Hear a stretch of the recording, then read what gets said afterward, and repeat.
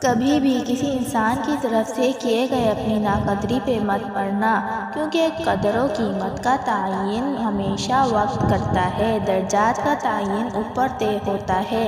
انسانی رویوں میں الجھو گے تو ساری زندگی الجھے رہو گے۔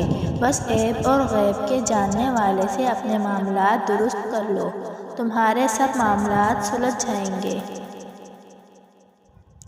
دوپٹہ بھی اوڑھتی ہوں، بال بھی سنوارتی ہوں، حجاب بھی کرتی ہوں، سنگھار بھی کرتی ہوں، اڑان بھی رکھتی ہوں، اپنی حدود بھی جانتی ہوں۔ بے شک وہ تو سینوں کے پوشیدگی کو بھی بخوبی جانتا ہے۔ اور قابل تعریف ہیں وہ لوگ جو نماز قائم کرنے والے ہیں، زکوٰۃ دینے والے ہیں اور اللہ اور یوم آخرت پر ایمان رکھنے والے ہیں۔ یہ وہ لوگ ہیں جنہیں ہم اجر عظیم عطا کریں گے۔ جب اچانک دل اداس ہو جائے تو وہ روح مرمت کرنے کا لمحہ ہوتا ہے۔ توبہ کرنے سے روح مرمت ہو جاتی ہے۔ توبہ روح کا غسل ہے، جتنی کرو گے روح پاک صاف ہوگی انشاءاللہ۔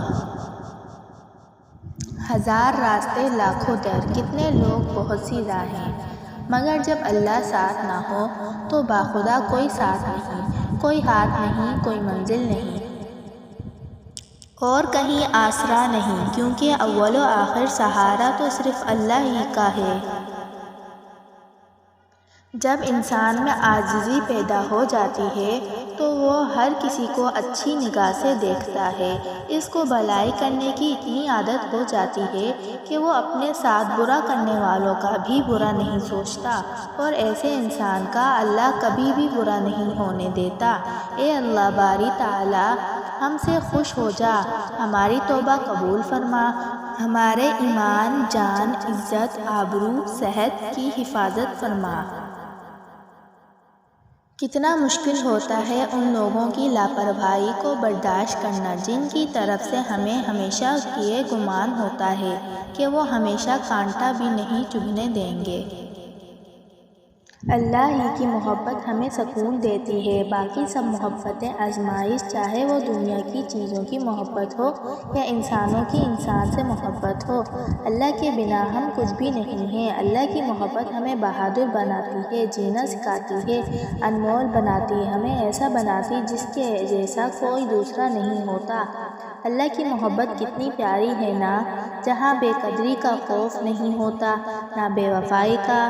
ہمیں یقین ہوتا ہے کہ ہمارا رب جو ساری کائنات کا ہو کر بھی ہمیں نہیں بھولتا، نہ اگنور کرتا ہے۔ اللہ سب کا ہو کر بھی صرف اپنا لگتا ہے کہ وہی ہے جو بس میرا اپنا ہے۔ دریا کا پانی نہ کبھی ٹھہرتا ہے اور نہ ایک لمحہ کے لیے پیچھے کی طرف مڑتا ہے، وہ مسلسل ہر آن اپنی منزل کی طرف اپنا سفر جاری رکھتا ہے، یہی کامیابی کا راز ہے۔ بدگمانی میں اتنا سکون ہے کہ یہ انسان کا ذہنی سکون برباد کرنے کے ساتھ ساتھ ایک دوسرے سے جڑے تعلق کو کچھ منٹوں میں ہڑپ کر جاتی ہے۔ ہمارے معاملات ہمارے اختیار میں نہیں ہوتے، مگر یقین رکھیں جس کے اختیار میں ہیں وہ علی کل شیء قدیر ہے۔ دنیا میں سب سے کم کوشش سے جو انسان خوش ہوتا ہے وہ والدین ہیں، بہت معمولی، بہت ہی معمولی کوشش سے خوش ہو جاتا ہے۔ اللہ جیسے اس شخص زمین کو آج آپ نے بارش سے زندہ کیا ہے، یوں ہی میرے دل کو بھی پھر سے زندہ کر دیں۔